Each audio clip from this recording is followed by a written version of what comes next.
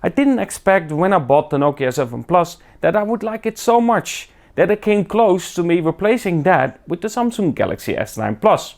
However, it did, and the main reason was because of the camera and of course the texture back.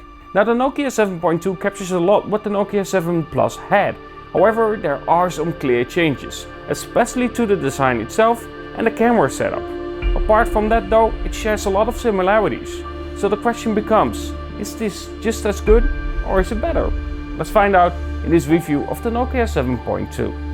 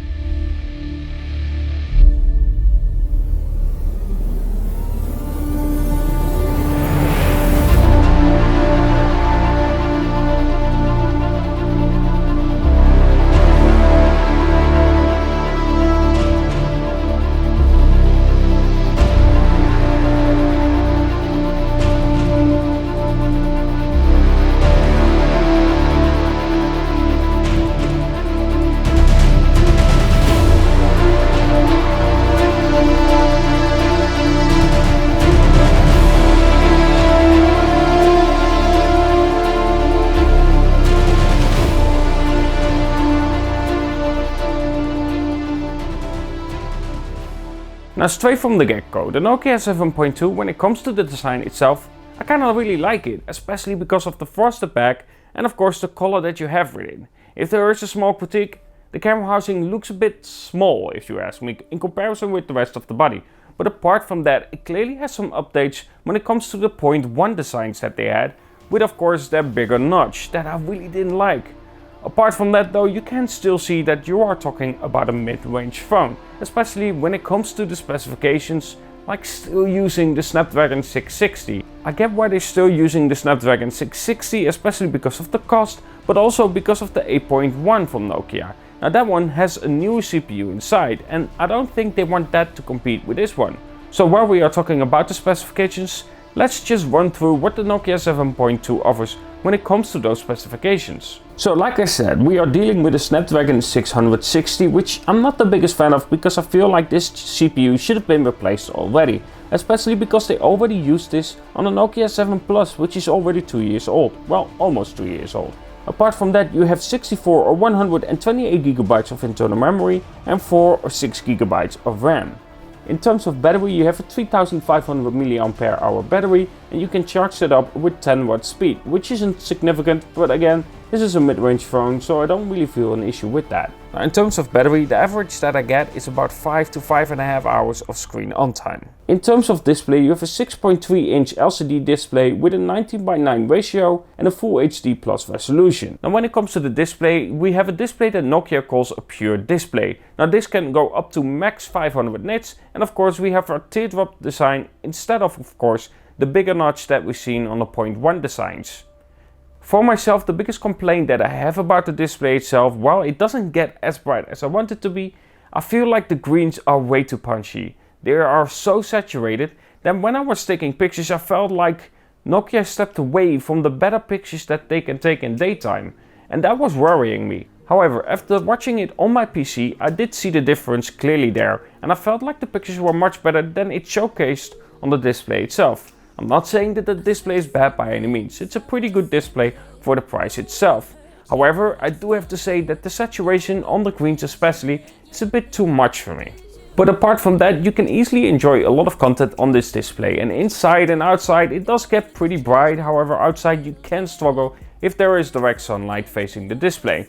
Now like I said, with the Nokia 7 Plus, the biggest thing that I liked was of course the texture itself, and I still feel like with this glass back it feels good in the hand, especially because of the frosted glass. It feels solid and it feels really nice. However, I still feel like if you don't have wireless charging, you should probably go for a textured back or a metal back. There isn't any function for it and it's only more fragile. However, of course you still get some nice effects that you see on the back with a glass back that you cannot replicate with of course a metal or a textured back like the Nokia 7 Plus. However, for me that just felt better. Now when it comes to the software experience, I don't have any issues with it.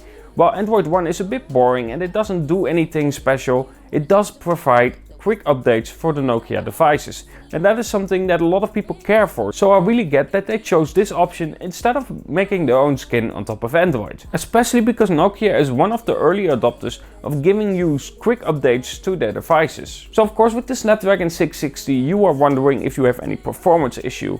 And when you are using it in day-to-day use, no you don't. I don't really have any issues. I can have multiple apps running on the background. However, when you push the device by having several games open on the background and then play PUBG Mobile for instance, you do notice that you are dealing with a Snapdragon 660 instead of a newer one. But let's dive into the camera setup for the Nokia 7.2, because that is something that really sold me on the Nokia 7 Plus. Now to begin with, yes we have a triple camera setup, but one of those is actually a 5 megapixel depth sensor, so you don't have 3 different focal lengths. The main one is a 48 megapixel wide sensor with an f1.8 aperture. And the second one is of course an ultra-wide sensor with 8 megapixel resolution and a 2.2 aperture. In terms of video, you can record up to 4K and 30 frames per second, and you can record of course your 1080p and 30 frames per second as well. For myself, I like the camera itself, the colors are really good, however I'm not the biggest fan of that 48 megapixel sensor. I don't really get the use of it, and I know there is pixel binding with it, but apart from that I don't really feel there's a huge benefit to it. Give me a large sensor with a lower megapixel resolution and I'm good to go. Why wouldn't you do that? But then of course there is also this second sensor, and what I noticed straight away is that there is quite a bit of difference between the two. In terms of color, but also of course on how much light there is coming in. The wide lens in low light is pretty much not usable. And in terms of colors, there is quite a bit of difference. Especially when you see this lamp, you can tell the difference, and it's quite a lot.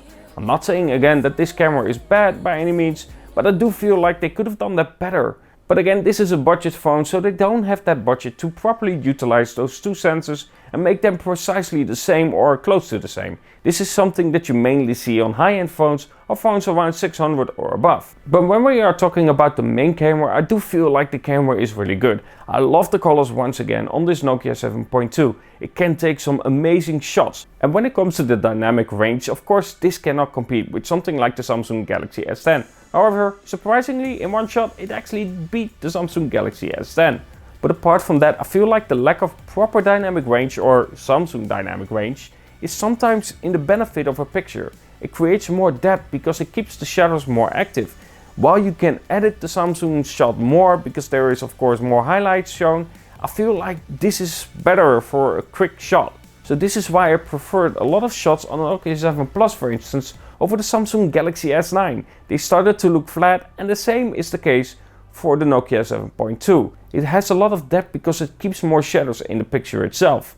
Now in terms of video recording, like I said, you have 1080p and 30 frames per second and 4K and 30 frames per second. I feel like it's nothing really to be excited about. It's decent, but nothing really special. So in terms of video recording, I don't feel like this is a step up compared to some other Nokia devices out there. Now in low light, I do have some issues with the Nokia 7.2, and this was the same with the Nokia 7 Plus. In low light, pictures are too soft. They try to remove as much grain as possible, and because of that it just looks too soft. And in night mode itself you would think that it takes more time to take a shot, but it's actually quite quick, and that's not something you want in a night shot. And what they normally do is of course use different exposure modes and then combine those shots and see what is the best result out there. However, with the Nokia 7.2 it's done in a snap. So it doesn't really make a lot of sense that they have a night mode when it doesn't really dedicate the night mode properly. However, with that being said, I don't feel like it really underperforms to some others out there. I feel like it's maybe a bit more on the top segment compared to some others out there, but it's not the best for the price. But when it comes to the daytime shots, like I said, I still prefer the shots from Nokia. It looks really nice and the colors are amazing on this phone. So the Nokia 7.2, I feel like this is a pretty compelling package for 329 euros. Do I recommend it, or do I feel like there's more competition for the Nokia 7.2 than there was for the Nokia 7 Plus? Definitely. I feel like the Nokia 7.2 does have more competition than when the Nokia 7 Plus was released. However, with that being said, I still feel like the Nokia 7.2 is a pretty compelling package overall, and it's something that I could advise you. Now I still feel like Nokia should release a high-end phone, and I'm really curious to see what Nokia can do with a high-end phone out there. I feel like the Nokia 9 PureView had some good steps, especially when you saw a comparison from Pixel Peeper where it clearly beat out the Huawei.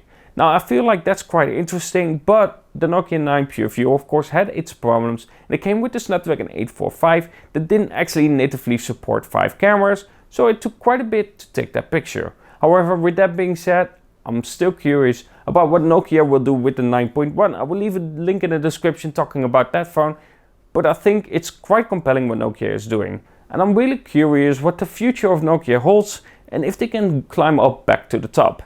Anyway, let me know in the comments below what you think about the Nokia 7.2. If you enjoyed this video, don't forget to leave a like and a comment below. And if you do so, it really does help out with pushing out the video itself. Anyway, have a good one and talk to you guys in the next.